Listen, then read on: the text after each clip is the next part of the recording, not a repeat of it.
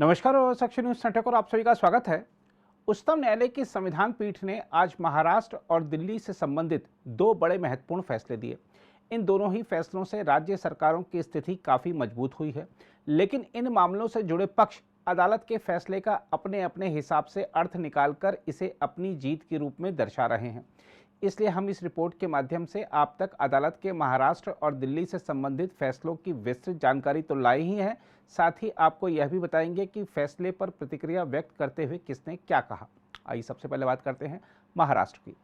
उच्चतम न्यायालय ने कहा है कि पिछले साल 30 जून को महाराष्ट्र विधानसभा में बहुमत साबित करने के लिए राज्यपाल द्वारा तत्कालीन मुख्यमंत्री उद्धव ठाकरे को बुलाना सही नहीं था। हालांकि न्यायालय ने पूर्व की स्थिति बहाल करने से इनकार करते हुए कहा है कि उद्धव ठाकरे ने शक्ति परीक्षण से पहले ही इस्तीफा दे दिया था।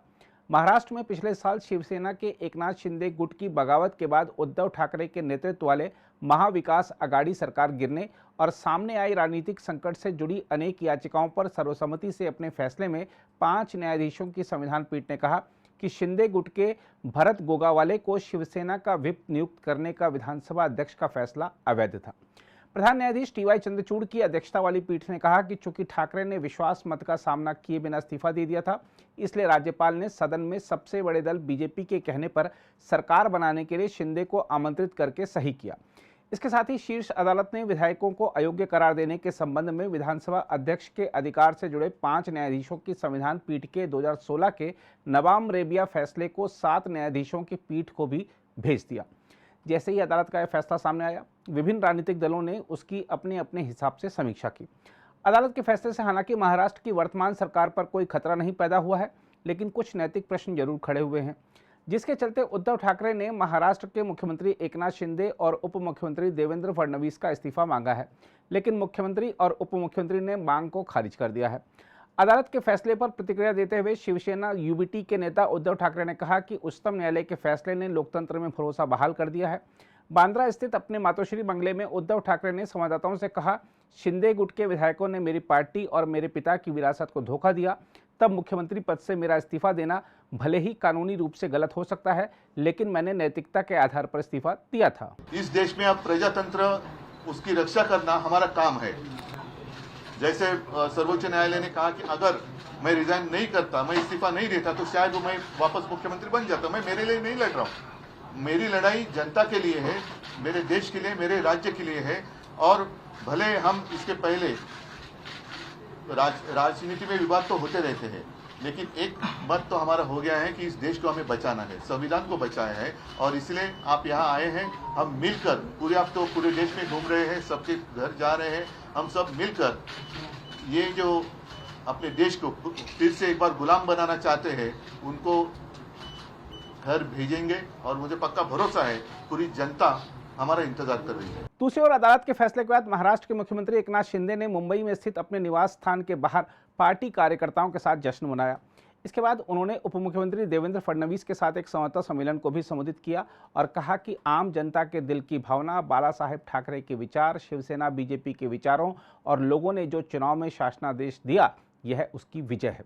शिंदे ने कहा कि बाला साहब ठाकरे के विचारों को जिन्होंने प्रताड़ना दी, उनको मुंहतोड़ जवाब आज के निर्णय में मिल गया है। बाला साहब ठाकरे जी के विचार का विजय है, शिवसेना भाजपा युति के विचारों का विजय है, और लोगों ने जो चुनाव में मैंडेट दिया था उसका विजय है।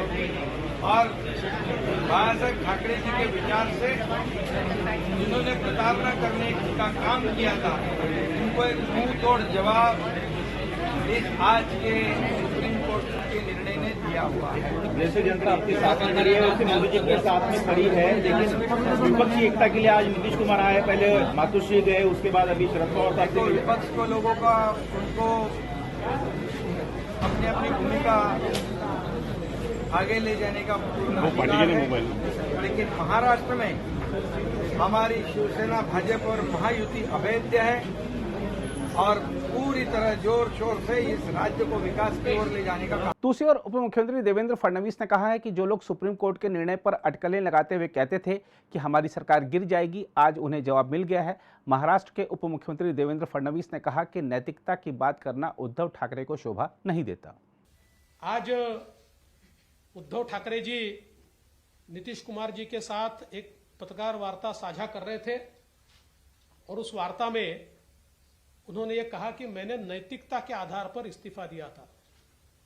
नैतिकता की बात करना उद्धव ठाकरे जी को शोभा नहीं देता, क्योंकि मैं उनको सवाल पूछना चाहता हूं कि बीजेपी के साथ चुनकर आए और मुख्यमंत्री की कुर्सी के लिए कांग्रेस एनसीपी के साथ आप गए, उस समय इस नैतिकता को कौन से डिब्बे में आपने बंद किया था, इसका जवाब आप दीजिए।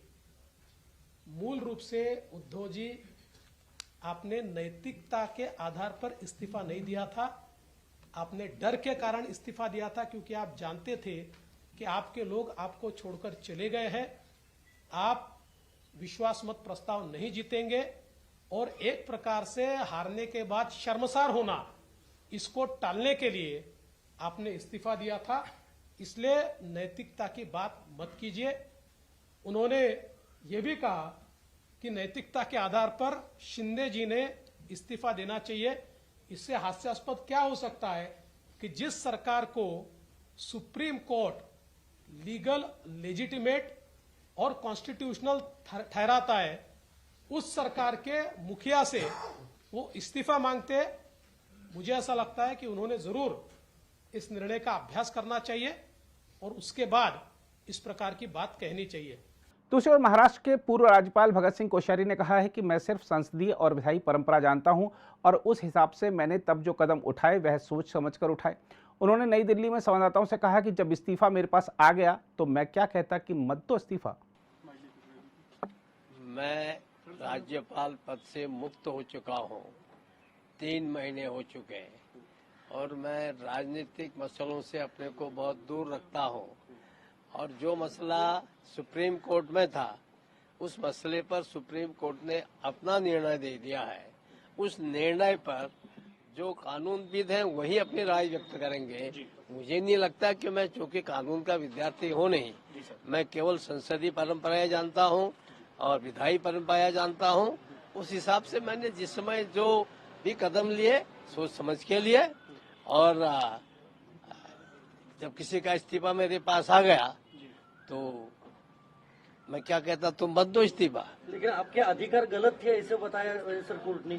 अब जब सुप्रीम कोर्ट ने कुछ कह दिया है तो आप लोग का काम है कि सुप्रीम कोर्ट ने सही कहा गलत कहा उस पर व्याख्या करना, विवेचना करना, ये एनालिसिस्ट का काम है। वहीं महाराष्ट्र विधानसभा अध्यक्ष राहुल नार्वेकर ने कहा है कि उच्चतम न्यायालय ने राज्य के राजनीतिक संकट पर अपने फैसले में विधायकों की अयोग्यता को लेकर उनके रुख को बरकरार रखा है।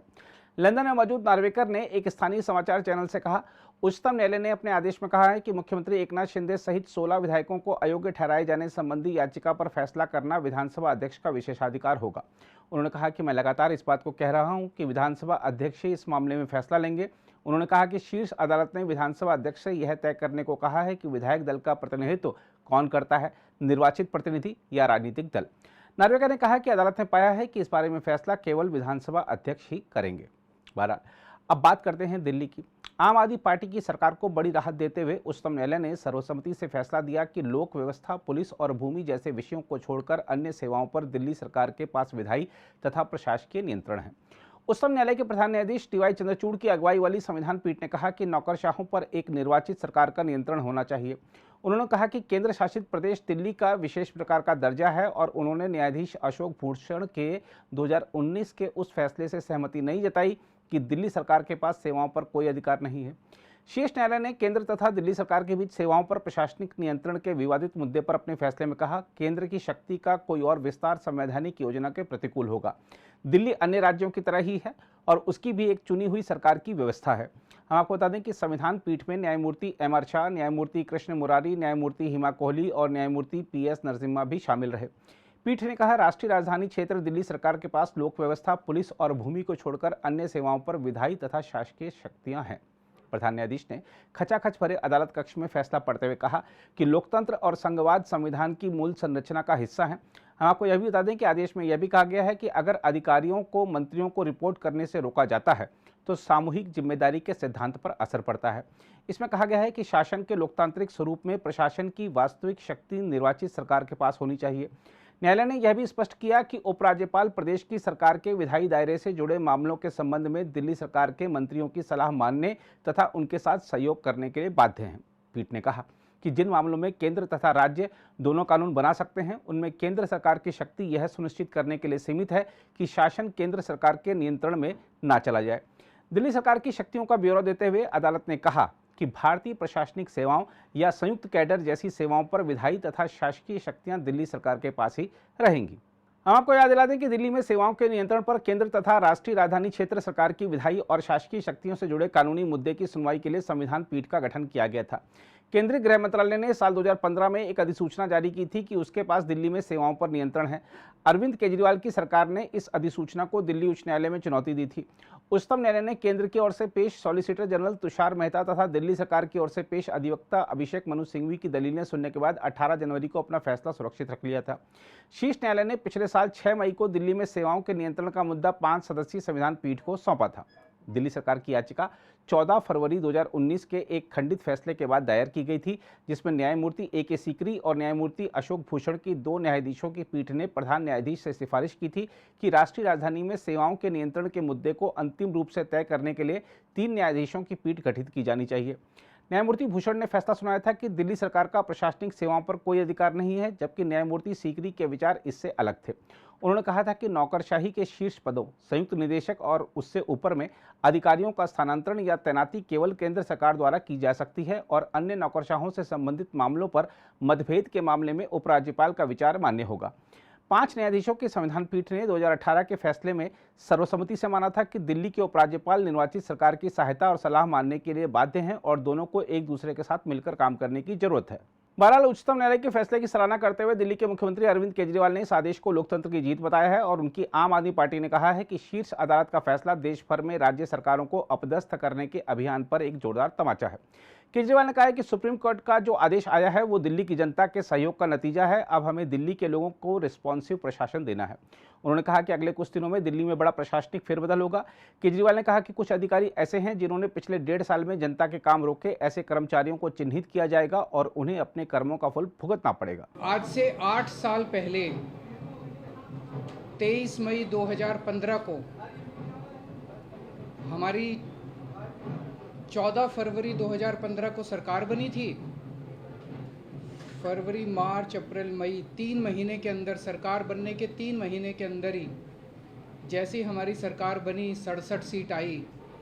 3 महीने के अंदर ही प्रधानमंत्री जी ने एक आदेश पारित करवाया केंद्र सरकार से कि दिल्ली के सर्विसेज के मामले अब दिल्ली की मुख्यमंत्री के पास नहीं रहेंगे, वो LG के पास रहेंगे या केंद्र सरकार के पास रहेंगे।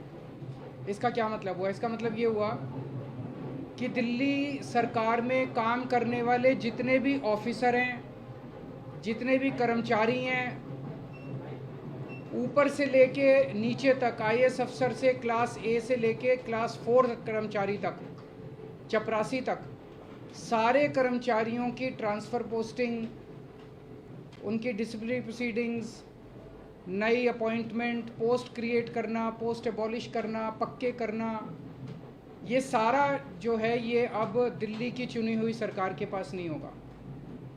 यानी कि अगर मैं मुख्यमंत्री हूँ, मेरे सामने कोई कर्मचारी रिश्वत ले रहा है, मैं उसे सस्पेंड भी नहीं कर सकता, मैं उसकी ट्रांसफ़र नहीं कर सकता। एजुकेशन सेक्रेटरी कौन होगा ये हम नहीं तय कर सकते, हेल्थ सेक्रेटरी कौन होगा ये हम नहीं तय कर सकते। ये आदेश प्रधानमंत्री जी ने 23 मई 2015 को पारित किया। 8 साल हो गए उन बातों को, 8 साल से संघर्ष कर रहे हैं हम लोग। इस दौरान इस आदेश को इस्तेमाल करके दिल्ली के कामों को जानबूझ के रोका गया। हम दिल्ली में स्कूल अच्छे करना चाहते थे तो वो जानबूझ के ऐसा एजुकेशन सेक्रेटरी बिठाएंगे जो कि काम ना करे। हम अगर मोहल्ला क्लिनिक बनाना चाहते हैं तो जानबूझ के ऐसा हेल्थ सेक्रेटरी बनाया जाएगा जो कि काम ना करे। जानबूझ के ऐसा फाइनेंस सेक्रेटरी बिठाया जाएगा जो हर चीज़ के अंदर अड़ंगा अड़ाए। तो इसको इस्तेमाल करके दिल्ली के हर काम को रोका गया।